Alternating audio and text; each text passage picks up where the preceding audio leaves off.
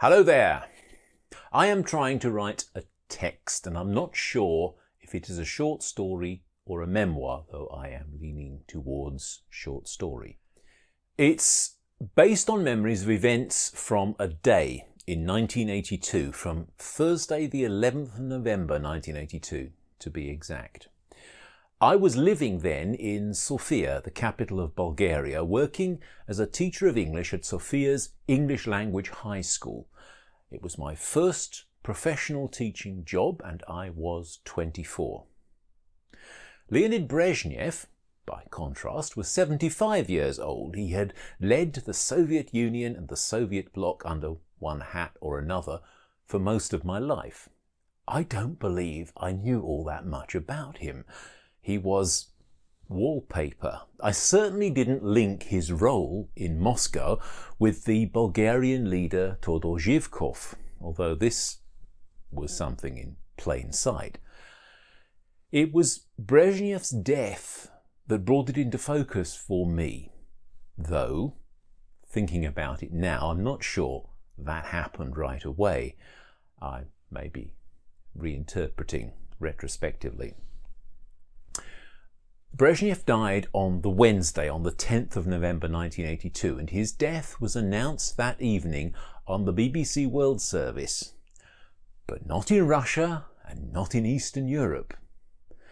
The announcement in Sofia came over the radio mid-morning on the Thursday, which is the crisis point of my story. That day, that morning, I had two errands that I had to complete before my working day started. Now, our school operated on a shift system, coxing and boxing with a primary school it shared the building with.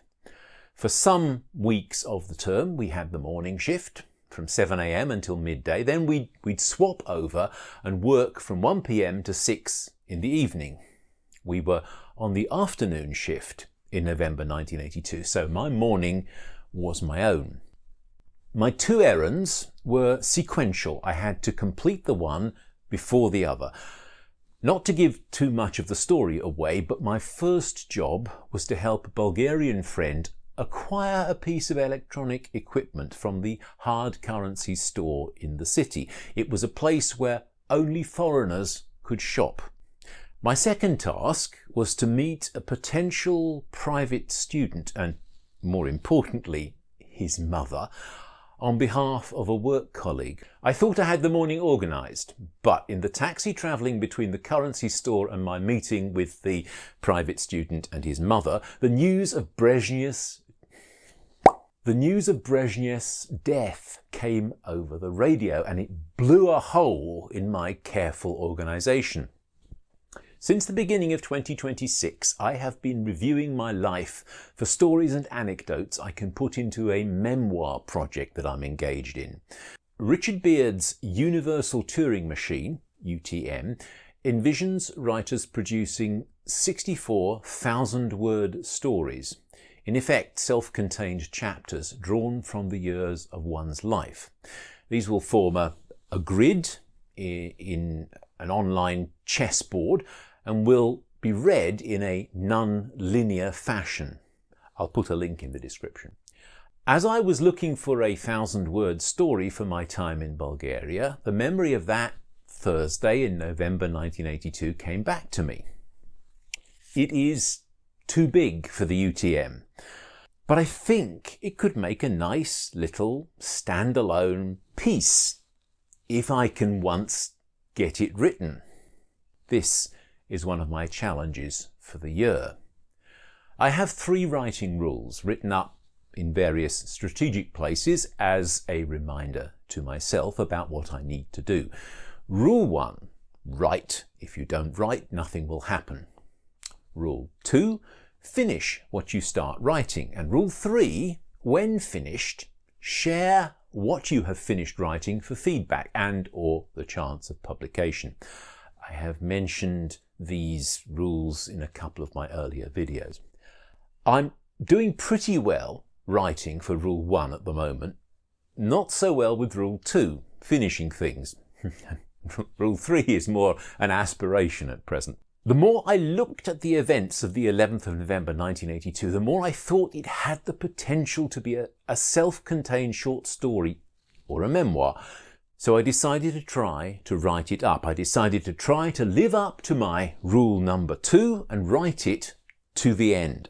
There are two major problems. The first is that while I have a clear memory of my first errand up to the radio announcement, the second, the meeting with the private student and his mother, is very hazy. I'm going to have to reconstruct that, probably twist it a bit to fit it into the story.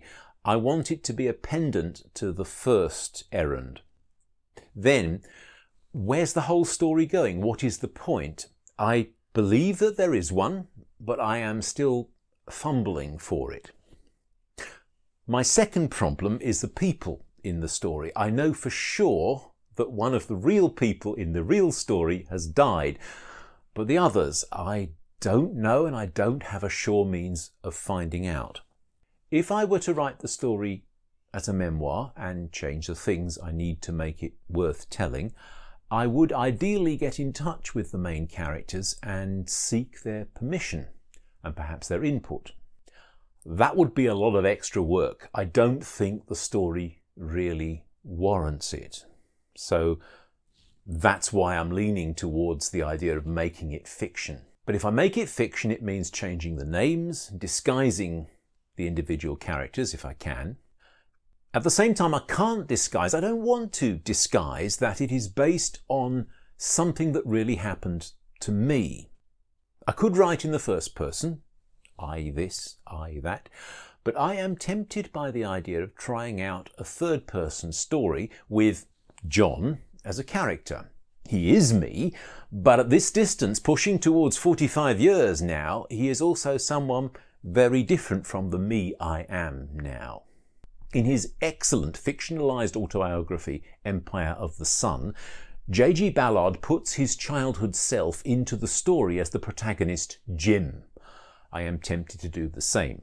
So the story will follow John on the day the death of Brezhnev was announced and attempt to say something about myself at that age and about learning to see the world I found coming into focus. I don't know how it will turn out, but I've been sketching out the second half of the story for the last few days. My plan now is to sit and write the first draft from beginning to end, aiming to come in under, I think, 5,000 words. Writing this script now, recording this video, is both a way of helping myself think about the form of the story and the task I'm setting myself, and a way of setting up accountability. If I succeed, I'll come back later with a further report. And if I fail, you will hear nothing else about it. How about you? Have you ever written a memoir and struggled with the idea of how to make it work? Have you ever written a memoir and thought that maybe it should be a short story? Have you ever written a short story and couched it as a memoir? If you are fictionalizing a real event, what problems have you run into? How have you overcome them? Have you overcome them? If you have any ideas or thoughts, please put them into the comments. I'm very interested to read them.